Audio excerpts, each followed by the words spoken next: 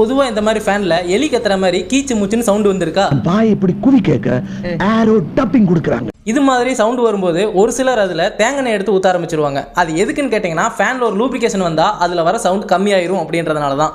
ஆனா அதுல வர சவுண்ட் கம்மியாகும் குறிப்பிட்ட நேரத்துக்கு மட்டும்தான்.